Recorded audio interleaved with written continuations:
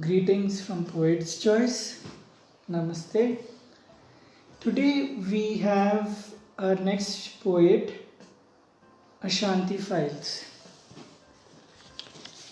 In her country, the name Ashanti stands for warrior.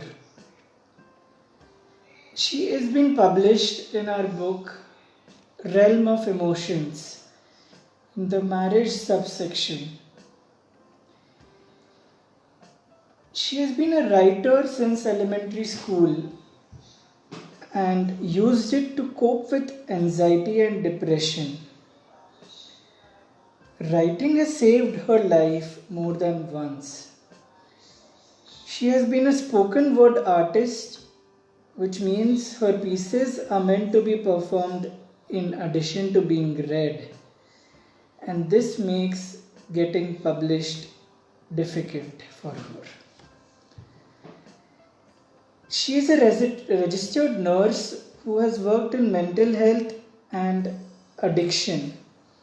She is an advocate of social justice and believes that the world can be changed by reaching one person at a time.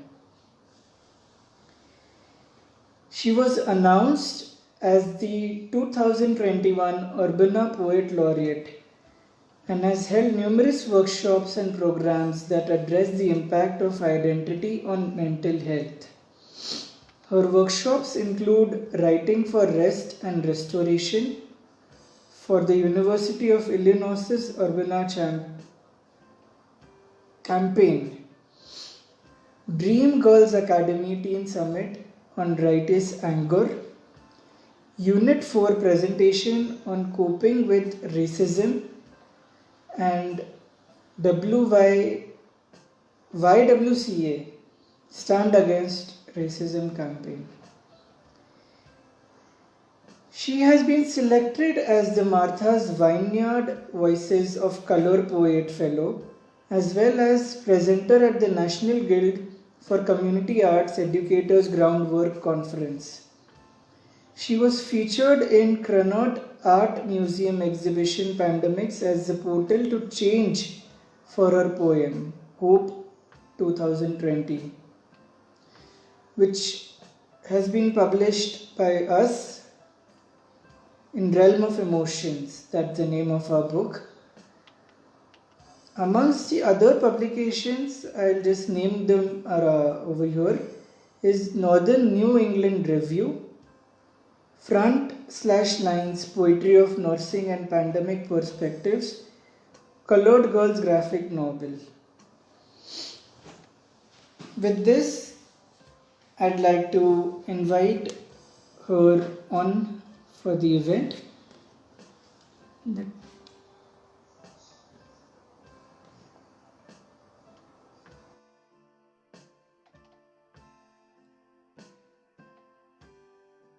I've sent her an invitation. I'll be expecting her to join me soon. Hello. Hello. How are you? I'm wonderful. Thank you for such a beautiful introduction, Ashe. My pleasure, my pleasure. It was a mandatory thing. I basically need to let the people know who we have today. And it's really, I must say, that your first part that I read about you being a writer since elementary school really strung a chord. And it's especially interesting we'll get into the details more. So, firstly, how about showing the book that we've published for you? I was so excited to be accepted into the Realm of Emotions anthology, and I submitted poems on marriage. I've been married for 15 years. Wow. How did you find this book, if I may ask you? Absolutely, through Submittable. I saw the open call on Submittable and I said, I think I can go for that. And I submitted and I was very excited to be one of the people selected. It's a phenomenal compilation of poetry. Thank you. Incidentally, that book has really been appreciated a lot. I don't have a copy with me, it's out of stock. That's Yes, when I tried to order it, I got the email saying it was out of stock, and then it came, and I was like, yay! oh, you got it after that email. So that's okay. That's lucky. And so, can we have you recite the poem that we have published, or you would like to wait? Absolutely. The poem that was selected for publication is titled Clouds. I was looking into the clouds and saw two hearts. I took it as a sign until I fell apart, but not suddenly. It started to unravel, not with fights and screams, but those small, simple things teared at the seams of our marriage. Like clouds in the wind, I began to drift more towards my family, more towards my friends, but just as clouds have no beginning, you are always my end. I always turn to you. You don't give me a shoulder to cry on. You give me a tissue and lift my head up high to the clouds, my beginning and my strength. My love for you is more immense than the seas, than the very clouds at which I now stare. Knowing you are my true north, I know my soul is there with you. The poem is really very meaningful, I must say. It is like the first, it is a phase, I believe, in marriage that you just shared with us. I'm sure everybody will be able to relate with that phase which you express in your poem. Thank you so much. It's sometimes hard. I don't get accepted very often for poetry, and I think it's because I'm a spoken word artist. And so sometimes it's hard to have the words read as strongly on the page as they will if you were to hear me speak them. So, like I said, I was really excited for this. Oh, I have held open mics for the last 7 years in Mumbai, and I don't see a correlation between a spoken word artist and a poet who writes deep meaning poetry. Yeah. Sometimes even the spoken word poets who perform bring out the deep meaning and the simplicity of their language. The phrase Yes. that they come across as so simple to understand, and yet there is so much in there. And that is why I really appreciate that in a spoken word performer or a poet. I do not feel that it's in any which way less than an actual poet who gives in great writing the poem. Thank you so much for that. I'd love to share a spoken word piece with you. Oh, please, I would like to Uh, listen.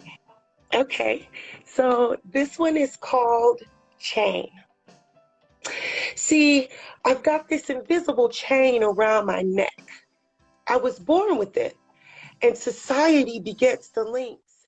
But every time I speak, I'm knotting it with kinks because this chain, it was meant to be broken.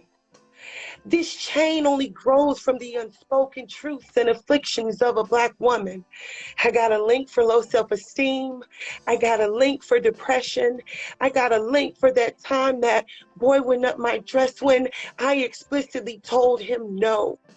I got a link for leaving my family to go to college and be told that I wasn't smart enough. A link for being a writer that wasn't good enough. A link for being a singer that wasn't loud enough. A link for being a woman that wasn't thin enough. A link for being a mother that wasn't stern enough. And these links surround my crown. They surround my body like a gown, and I frown because I even got a link that holds my smile down. But I prayed about it, and after a while, these chains gotta break. See, like Aretha said, I'm gonna take all that I can take, and damn it, I have finally taken enough. I've taken on the burden of the Black man. I've taken on racism time and time again. I've taken on poverty and insecurity in housing. I've taken on health care, and the angel's horn will sound when I have finally broken that last link. See, breaking a chain first starts with the kink and then it weakens with the force of your will. Mama Maya's words will encourage me because still I rise, still I fight, still I pray off these demons of fear and apathy at night. See, I'm not holding on to my chains anymore. I'm no longer struggling to get through these executive doors or break glass ceilings or being scared to be the first. I'm like the Sumerian woman at the well, and I gave birth to leaders who will not fear the pestilence by day nor the arrow by night. I gave birth to children of the Lord who ain't never ever scared to fight. So I will break every chain that binds me and my people. I will reflect like the morning glory light reflecting off a steeple made of glass and ivory and gold. I am the breaker of chains, and I'm not adding anymore. I will break every chain until I knock on the doors of glory and hear the words, job well done. But some of y'all ain't feeling this poem, so I'll get back to the song. Chain, chain, chain. Wow, that was fantastic. I Thank must, you. I must say this. Yes, I, I just shared that I have been doing open mic poetry in Mumbai. I haven't come across a performer like you in my 7 years of uh, hosting Oh, events. You've thank you really, so much. you have tapped upon the subject of racism, which you've shared with us over here. Why is it so important to you? It is something which is there as a identity. It Why does it? is. Yes.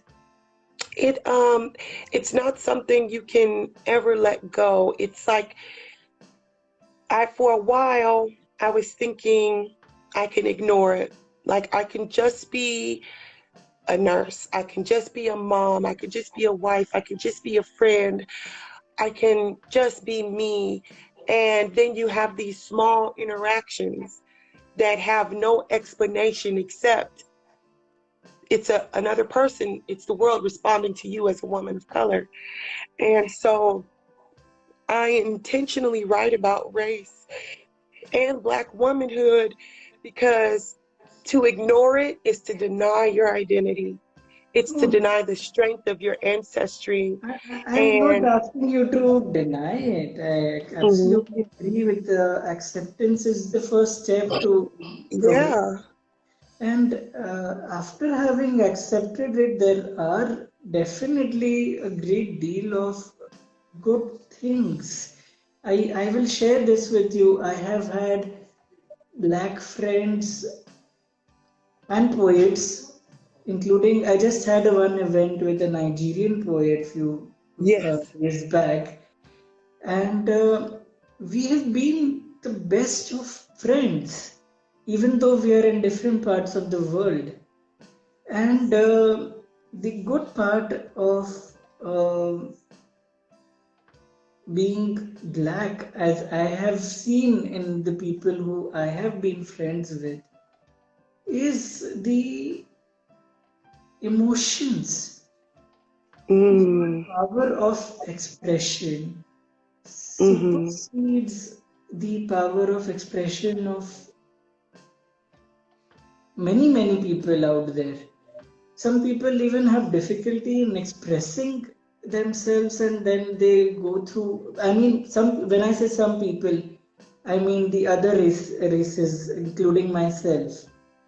I, the kind of difficulty they face in expressing themselves is um, surprising, wherein you all are able to express more freely. And that is a gift. It is something which, It uh, is. in today's day, communication. I was having a conversation with someone recently. It is related to communication and connections. Today, in today's day, communication and connections are becoming very fragmented. And over there, I find that people like you have the advantage and strength to take on the world. Money is not everything. Yeah. I never believe in that, you know. I don't believe in money being everything at all. I believe in relationships. I believe in connecting with one another, people. That is why I'm doing these events here because I want to Yes. connect with the poets and my poets who I believe, to be a part of my family. Yes. I think that's a really good point that you make because for so long across the African diaspora, whether you're in America or on the African continent or anywhere in the world, sometimes the only thing we have left is our voice. And so the ability to use our voice as a tool to fight oppression and overcome is instrumental in our culture. It's instrumental in our heritage when you've historically been robbed and taken away, like your power just taken away, and the only thing you have is your voice. It's wonderful that you pointed that out. And when I do workshops in the community, sometimes people will ask, well, what do you need for this workshop to be successful? And I can honestly say, I need nothing but my voice. And that's a blessing to be able to say that. Yes. Yeah. So, I think I have briefed all the points here which you'd like to share with your audience. Is there anything in particular which you'd like to share with us as a being a nurse and being a social justice activist? Is there anything Yes. in particular that you'd like to share with us? Yes. To please, please, please keep writing. All of your viewers all over the world, keep writing. Writing has saved my life. And I find it curious that when the world was normal, art was for the very well off. But as soon as the world kind of crumbled, art is what kept people sane. Everyone turned to art. They didn't turn to technology when they were at their lowest lows. They turned to art. So it's important for us as artists to recognize the power of our voices and to never, ever, ever stop writing. It's essential for life. Excellent. I was about to come there. I'm glad that you did approach this, that it saved your life. That is something, you know, that is really something. Yeah. And it adds the amount of respect that one person gives to writing and poetry in general. It raises the respect of how writing can be a lifesaver. Putting it that way is something completely which generally people do not conceive or perceive when they are um, looking at a writer or themselves planning or thinking of picking up the pen but are not able to. So this Yes. really is an inspirational thing for a person needing it, that okay, can save your life. Yes, it can. Wow. So, with that, is there? Would you like to share some of your more of your work? Maybe we'd like to listen one or two Sure. of your work. Sure. I published my first book of poetry. It's called Woven Perspectives of a Black Woman, and that's available on Amazon. And another poem that I'd like to read is called Babel. And so I was invited to speak at the University of Illinois Center for African Studies, and they had this poetry reading in African languages. And it was so, so beautiful, Akshay. It was magnificent, but I didn't understand anything. And so I was thinking, why was I invited to speak and I don't know any of these languages? So I wrote this poem actually as I was listening to the other writers. And this is what came out. I don't have this one memorized, so I have to read it. No problem. It's called Babel. I feel like something is missing. The words flow from your lips as though they were kissing the galaxy. Its pause, its cadence leaves me breathless. Its meaning is as lost to me as the ancient power behind your name. I feel like something is forgotten, like the wisdom that my great-great-grandmother once laid on me with her hands and a blessing. I feel my heartstrings pulling with urgency and longing. It hurts. My ears yearn to hear. My mind yearns to understand. My feet press into the carpet as if it were the sand that was once burned by our ancestors and turned into glass. My voice aches to join yours in harmony and praise. I feel like a stranger approaching a home that seems familiar and once known, but now long forgotten. Familiarity lurks in the recesses of my mind, yet my consciousness reports no memory. Is this dissonance? The forgotten sense of belonging to a culture, a people, a tribe, but no proof of ancestry?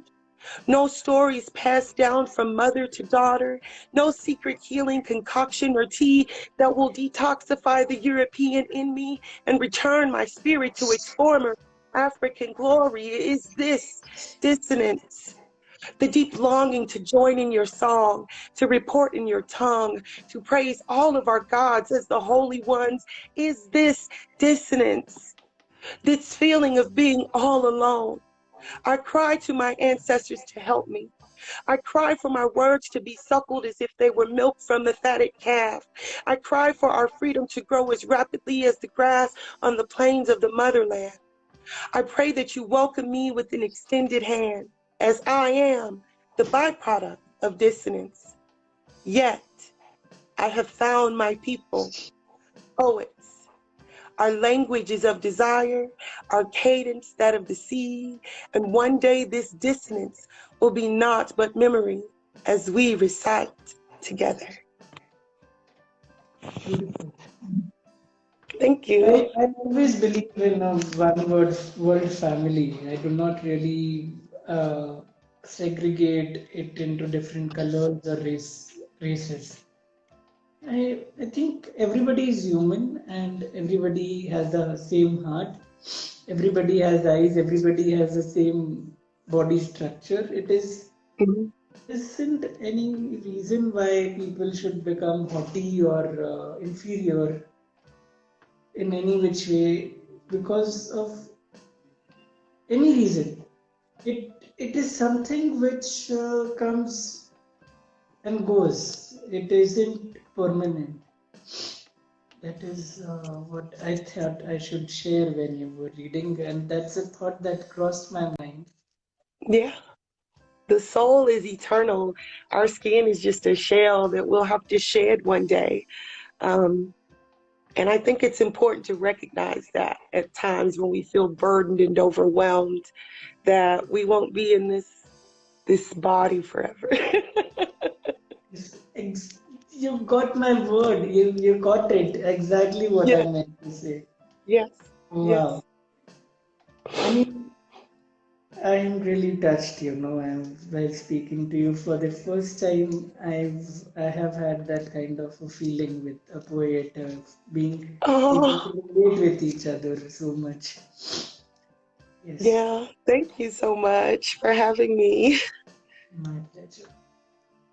So I think we should I I feel there isn't any anybody who would like to ask any questions because so far by now people generally put in their questions to us if there is anything. So Okay. with this, I'd just like to say thank you to Instagram and to the audience who heard us through and to you for joining us. And I'd also like to ask your approval whether you'd like to give me one to share this video on our social Yes. media handles and YouTube. Great. And we'll also be sending you a written this thing for a signature, a written approval letter, which you can reach it back to us. Okay. And I do hope to have you more in more of my anthologies. We have a good number of anthologies going on right now, including winter poems, poems on cancer and zodiac signs and mountains, as in your poems that occur to you when you're on in the mountain area.